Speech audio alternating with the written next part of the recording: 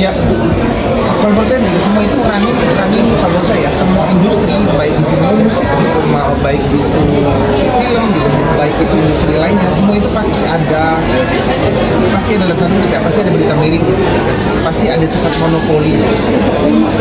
Balik lagi itu happen by setting atau by organik, ini yang perlu kita cari tahu dulu. Real case seperti apa, kejadian sebenarnya seperti apa. Jadi kalau saya tidak akan mengatakan kalau memang ada PH-PH yang membuat itu menurut enggak gitu. Kalaupun memang mereka mengeluarkan film secara lebih banyak dan lebih sering, yes. Karena secara rumah produksinya besar. Mungkin itu juga yang jadi salah satu alasan kenapa disebut seperti itu. Tapi kalau menurut saya itu kan by organik, tidak by setting, by market, by ya memang by condition. Jadi ya mesti berhati-hati, mesti tahu dulu yang kita dipelajari. Terima kasih teman-teman. Di balik kemajuan industri film juga ada juga isu soal royalti di industri. Iya, gimana nih Mas Ivan? Seperti apa sih? Mungkin Tom kan juga musisi. Jawab dong satu Mas Ivan. Industri di royalti perfilman Mas Ivan. Royalti perfilman. Ya, royalti di industri perfilman. Royalti musik kali. Royalti di filman ada juga kayak misalkan contohnya Nih Mas ya. Buat film ini tuh seperti apa sih awalnya? Ide awalnya? Ide awalnya mungkin seperti yang tadi dibahas tuh sebenarnya kayak simpel. Kami ini punya anak kecil, ngerasa bahwa kita tuh belum punya banyak pilihan. Kita bicara kisah-kisah anak kecil, literasi buat anak yang ngebangkitin semangat petualangan. Atau saya tumbuh dengan Star Wars, tumbuh dengan Back to the Future, tumbuh dengan Tintin, komik. Jadi kita tuh masih kecil tuh kayak berasa menjadi orang dewasa itu tentang petualangan, menjelajah gitu. Nah, nggak tahu, saya pribadi merasa tidak terlalu banyak pilihan untuk anak-anak. Ya, jadi apalagi Indonesia ya, saat itu gagasannya yuk kita bikin sesuatu yuk yang bisa atau buat saya tuh bangsa yang besar itu tuh adalah mimpi anak-anaknya gitu loh. Kita tumbuh dengan perasaan kita bisa menaklukkan dunia dan lain-lain. Nah, saat dewasa kan ada kepercayaan diri yang muncul ya. Nah, awalnya hanya itu sebenarnya, atas dan sesederhana ada anak kecil yang di Mars mimpin petualangan memberikan solusi untuk masalah di bumi, tapi yang dia pimpin tuh robot-robot dari bangsa lain lah. Setelah itu berkembang, ketemu Alim, dia seorang penulis skenario, berkembang lagi, ketemu banyak orang, kita kembangin lagi ya, akhirnya jadi pelangi di masyarakat yang sekarang gitu. Ngajak Mas Ivan kerjasama ini udah lama apa gimana sih dalam proyek ini? Kenapa? Ngajak Mas Ivan kerjasama udah lama apa emang baru-baru ini? Nah itu mungkin yang jawab ya. Intinya sama PFN, saya tuh punya semacam insiden penting sekali. Saya tuh syuting PFN dari zaman mungkin 15 tahun yang lalu. Kenal dengan petinggi-petinggi PFN sih lumayan membangun hubungan karena saya kan sering syuting. Nah tapi tiba-tiba jadi trio ini mungkin ini yang kita ini menarik nih. Ya jadi mana ya? Pertama karena kita kerjasama udah belasan tahun dan ada saya bisa bilang ada tiga spark. Spark pertama kita bikin video klip Selalu Mengalah, singlenya rilis. Yang kedua kita bikin dokumenter judulnya Kemarin yang waktu saya terjun ke Nasional dan alhamdulillah juga dapat nominasi FFI. Dan yang ketiga proyek ini bertiga juga. Nah kenapa ini bisa terjadi? Sebetulnya kita semua nggak nyangka juga bahwa ternyata Pak Ivan yang ditunjuk jadi direktur PFN sebelum Pak Ivan pun direkturnya juga di Root PFN yang sebelumnya pun udah sempat ngobrol kerjasama untuk berbagai hal yang lain juga buat studio kita gitu. Nah ditambah dengan Pak Ivan yang duduk sebagai di Root PFN dan kemudian dia melihat project ini baik itu secara progres hasil dan dan standpoint dia dari sisi apakah ini masuk ke dalam kategori project yang PFN bisa masuk atau enggak. Nah ini itu keputusan objektif dari Ivan sebagai diri PFN yang mewakili yang menjadi wakil dari pihak negara gitu. Nah kenapa bisa kerjasama? Karena projectnya sendiri yang memang jadi magnetnya, bukan sebatas kita kenal gitu ya, bukan sebatas kita kenal karena dia melihat projectnya. Karena saya tahu Pak Ivan juga seleranya juga high profile gitu ya. Jadi ini film pertama yang dia putuskan PFN harus masuk. Nah dari situ kita udah bisa ngeliat case-nya kayak apa. Kan juga kan udah lama kerja bareng ya Mas, gimana nih? Setelah tadi kan 2007 pernah kerja bareng, terus sekarang di pertemuan lagi ada perbedaan nggak dari kerja bareng mereka? Apa makin asik gitu? Makin tua aja. Ya dulu miskin. enggak, tapi begini sebenarnya dengan pengalaman kerja bareng yang sudah lama itu justru malah kalau menurut saya itu justru malah mempersusah untuk melakukan kerjasama ulang. Karena apa? Karena kita semua sudah tahu kelebihan dan kekurangan masing-masing. Jadi benar-benar kerjasama ini ya bukan hanya didasari oleh kelebihan kita yang saling lama kenal, tapi secara proyek itu memang bagus. Saya pasti itu paling satu bahagia.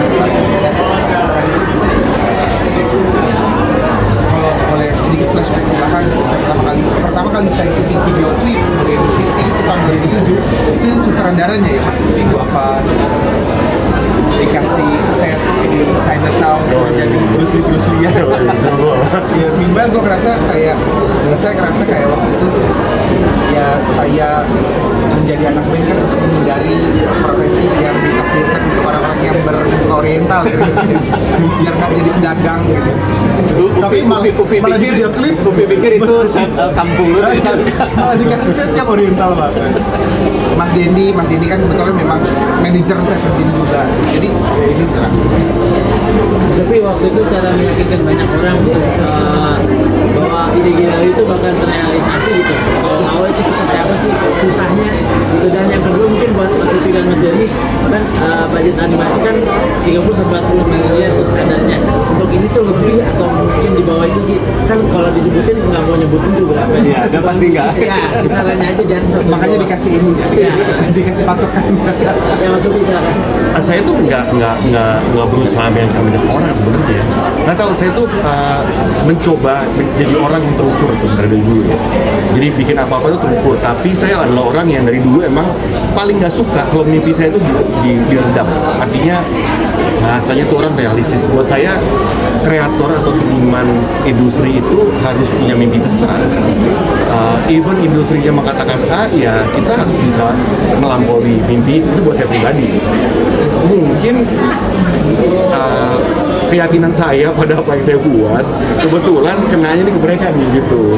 Mungkin kayak Alim tadi juga saya baru tahu, untung loh dia baru ngomong tadi, kalau dia dari awal ngomong mungkin saya udah buru minder gitu. Nggak, kalau buat saya ini masalah chemistry ya. Saya yakin saya seorang kreator seniman tuh seperti musisi mungkin mirip ya. Kita hanya butuh dikasih ruang berkarya. Jadi masalah faktor produk akhirnya itu bicara soal sejauh mana manajemen atau produser bisa ngasih kita ruang. Ini hanya itu aja menurut saya. Masalah budget ya aja. Yang pasti ini jadi budget film terbesar yang pernah saya produksi. Saya juga nggak akan mention berapa angkanya. Jadi kita approach value sebuah project itu tentu pendekatannya kan banyak. Apakah sama atau enggak dengan animasi itu kan tergantung dari budget dari angka yang dikeluarkan atau dari hasil yang dilihat. Jadi kalau secara numbers, secara value ya mungkin akan berkisar di situ, secara value. Tapi tentu karena ini proyek pertama gimana caranya ini secara bisnis dia bisa sustainable. Nah kebetulan memang kita ada studio yang kita Dosgov itu desain karena Pelangi di Mars, tapi ini akan kita set up untuk scalability. Jadi untuk momentum after ini project apa aja yang bisa kita kerjakan. Jadi kalau dihitung secara berapa yang ininya jadi agak rumit sebenarnya. Jadi mungkin kita nggak mention angkanya. Di atas atau mungkin setara dengan normalnya. Ya ditebak aja kira-kira. Di atas mungkin mas atau bawah mas. Kan kita butuh. Kalau dari hasil di atas Di kayaknya. atas ya. Berarti sejak awal memang ini jadi rasa evergreen IP ya? Insya Allah ya kita mau begitu karena kita ngelihat kalau saya punya anak 3, mungkin punya anak 3 jadi kita setiap datang ke bioskop itu tidak selalu ada film anak Indonesia. Jadi mungkin sekali 2 bulan, sekali 3 bulan, atau misalnya pilihannya Disney, Pixar gitu. Nah kemudian saya lihat bahwa IP baik itu dari Korea, dari dari Amerika atau dari Jepang, itu kan mereka memang tumbuh bersama, generasi mereka itu tumbuh bersama IP mereka. Nah kita memang membayangkan itu yang mau kita coba tawarkan. Kita harap ini dapat respon positif dari anak-anak Indonesia agar IP-nya bisa tumbuh dan besar bersama kita dan anak-anak itu. Apakah kalau pertanyaan apakah dari awal udah ditargetin itu, saya rasa memang itu pasti mimpi semua orang. Intinya pasti begitu.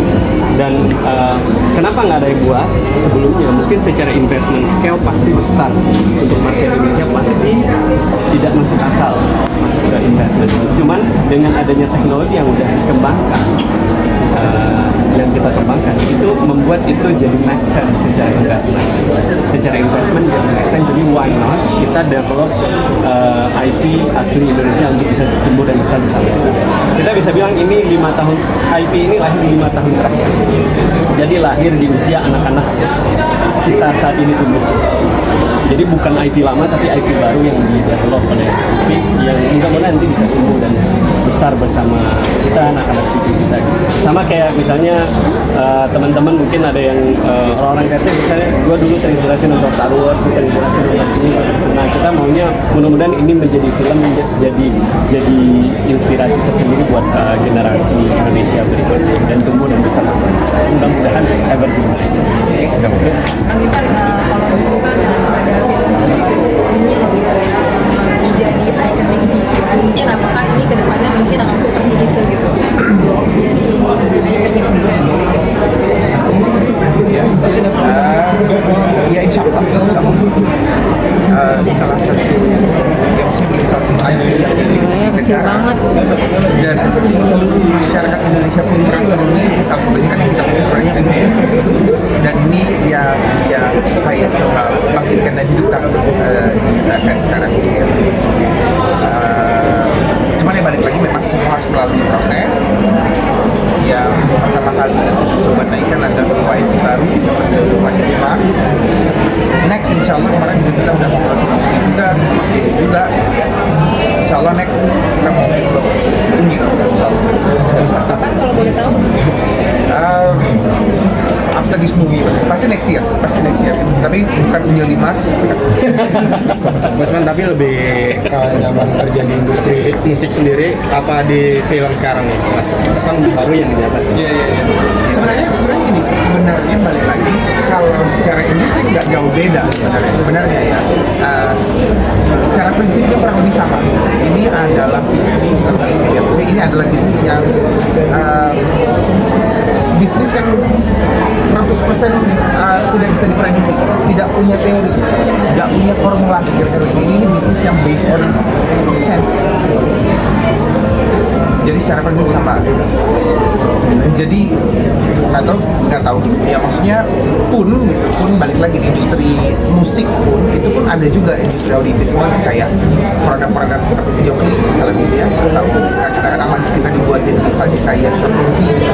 Terus kemarin juga kita bikin. Jadi sebenarnya industrinya sangat-sangat dekat dan berkaitan. Balik lagi di film juga original soundtrack itu ternyata jadi salah satu faktor penting di dalam pengembangan sebuah film. Jadi menurut saya nggak jauh beda, nggak banyak beda.